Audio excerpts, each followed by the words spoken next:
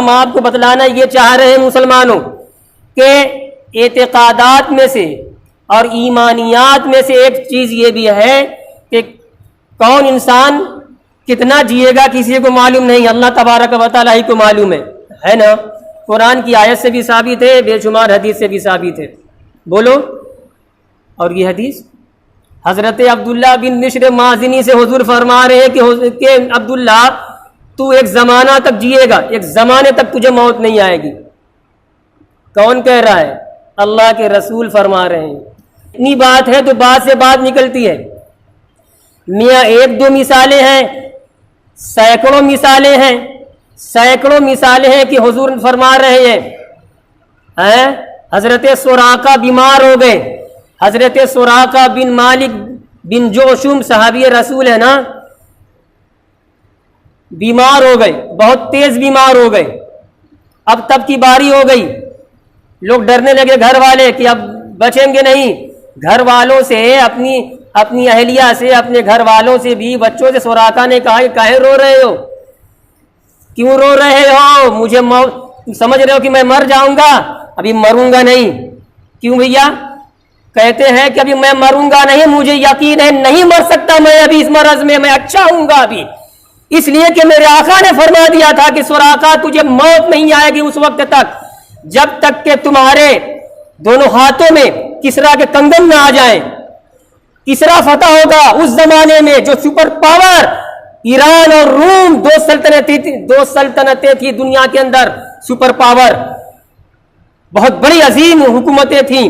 تو حضور نے فرمایا تھا کہ کسرا فتح ہوگا، ایران فتح ہوگا، اور جب جو مال غنیمت آئے گا، مال غنیمت میں دو سونے کے کنگن ہوں گے، اور سراقہ وہ کنگن تمہارے ہاتھ میں ڈالے جائیں گے۔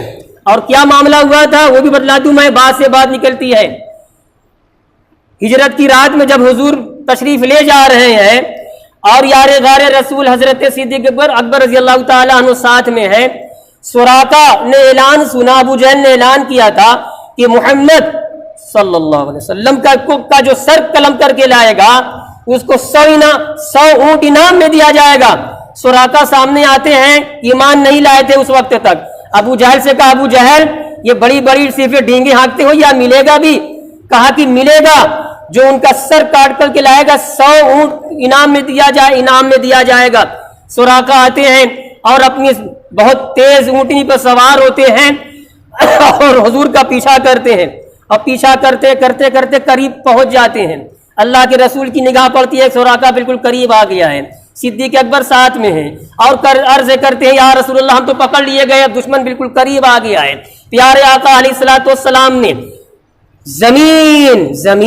زمین جو سن نہیں سکتی، ہماری بولی سن نہیں سکتی، مگر قیامت کے دن یہ زمین اپنے سارے واقعات کو بیان کرے گی، میرے اوپر یہ کیا گیا، میرے اوپر یہ کیا گیا، میرے اوپر یہ کیا گیا، ساری کارستانی زمین بیان کرے گی، خدا کی جناب میں محشر میں بیان کرے گی۔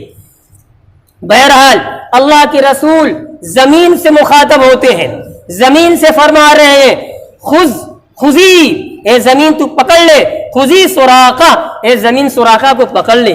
روایتیں بتلاتی ہیں اس پر سراقہ سوار تھے، اس کی ٹاپ زمین میں دھس گئی۔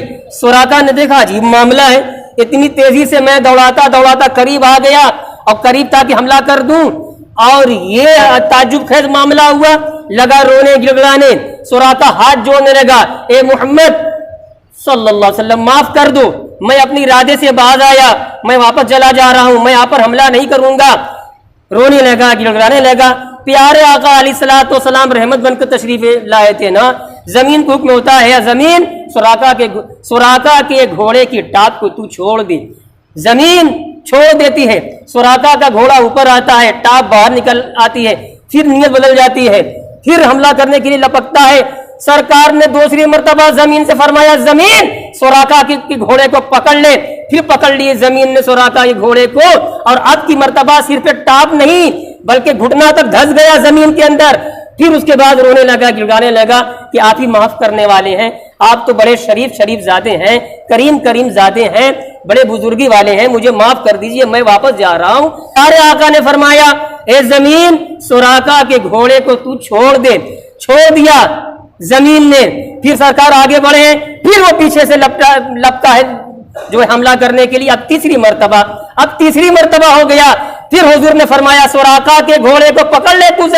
زمین نے پکڑ لیا اور سراقہ کا گھوڑا گھٹنے سے اوپر تک دھس گیا زمین میں. اللہ اکبر. اتنا لمبا واقعہ میں نے کیوں بیان کیا, بھی واقعہ بھی ختم نہیں ہوا ہے. اب اس کے بعد جب اس نے منت سماجت کی, معافی تلافی کی, ہاتھ پاؤں جوڑے تو پیارے آقا ہیں. پھر رحمت جوش میں آ گئی اور فرماتے ہیں زمین کو مخاطب ہو کر کے, اے زمین سراقہ کے گھوڑے کو تو چھوڑ دے. اب وہ واقعی سچی توبہ کرتا ہے اور آگے بڑھ کر کے وہ کہتا ہے کہ میں تو آیا کسی اور مقصد کے تحت, مگر یہاں کچھ اور ہو گیا. اے محمد بن عبداللہ صلی اللہ علیہ وسلم, آپ میرے لیے امان لکھ دیں, میرے لیے امان لکھ دیں. میں نے 3 مرتبہ بہت بڑا جرم کیا ہے اور تینوں مرتبہ میری خواہش تھی کہ لپک کر آپ کو قتل کر دوں, آپ کا سر آپ کے جسم سے الگ کر دوں, اور مجھے 100 اونٹ انعام کے میں وہ نظر آ رہے تھے. لیکن واقعہ یہاں کچھ اور ہو گیا. مجھے یقین ہے ایک دن آئے گا, آپ غالب ہو جائیں گے, پورا عرب مغلوب ہو جائے گا. یہ ابو جہل و ابو لہب فلاں ڈھکا, یہ سارے جو بڑے بڑے رئیسان مکہ ہیں اور ویسا مکہ, سب آپ کے زیر ہو جائیں گے.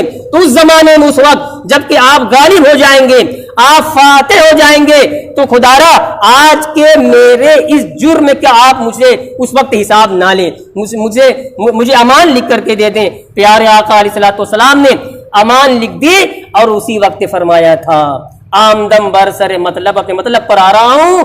اس وقت حضور نے فرمایا تھا کہ سراقہ تمہارے ہاتھوں میں کسرا کے کنگن دیکھ رہا ہوں, تمہارے ہاتھوں میں کسرا کے کنگن دیکھ رہا ہوں. وہ اسلام لا چکا تھا, سراقہ پلٹا ہے لیکن اعلان نہیں کیا ہے, واپس چلا گیا ہے. اور وہ زمانہ آیا کہ سراقہ نے باضابطہ اعلانیہ اپنے اسلام کا اعلان کیا ہے, اظہار کیا ہے. اور اس وقت حضور نے پھر وہی بات فرمائی, سراقہ تمہارے ہاتھوں میں کسرا کے کنگن دیکھ رہا ہوں. اس کے بعد زمانہ آگے بڑھتا ہے اور حضور دنیا سے رخصت ہو جاتے ہیں, اور پہلے خلیفہ برحق حضرت صدیق اکبر رضی اللہ تعالیٰ عنہ کا زمانہ آیا. 2-2.5 سال آپ کا بھی زمانہ ختم ہو گیا. دوسرے خلیفہ راشد حضرت فاروق اعظم کا زمانہ آیا, اور اسی زمانے کے بالکل شروع میں سراقہ بیمار پڑ گئے, بہت زیادہ بیمار پڑ گئے. وہی اب جو میں نے بتلایا تھا نا, گھر والے لگے رونے دھونے, کہا کہ رو مت بھائی, تم لوگ سمجھ رہے ہو میں مر جاؤں گا, میں مروں گا نہیں. ایمان تھا ان کا, ایک صحابی کا ایمان بول رہا تھا کہ جب پیارے آقا نے فرما دیا ہے کہ میرے ہاتھوں میں کسرا کے کنگن آئیں گے اور بغیر پہنے میں مر نہیں سکتا, تو خدا کی قسم یہ جو مرض آیا ہے میں اسے مر نہیں سکتا, اس لیے کہ ابھی آقا کی بات پوری نہیں ہوئی ہے. اور وہی ہوا, اچھے ہوئے. جب اچھے ہوئے 2-4 سال کے بعد کسرا میں ٹھن گئی, اور حضرت فاروق اعظم نے لشکر بھیجا ہے.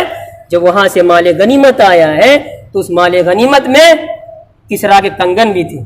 اور یہ حسن اتفاق حضرت فاروق اعظم نے جو مال غنیمت تقسیم کیا ہے, یہ تمہارا ہے, یہ سراقہ یہ تمہارا ہے.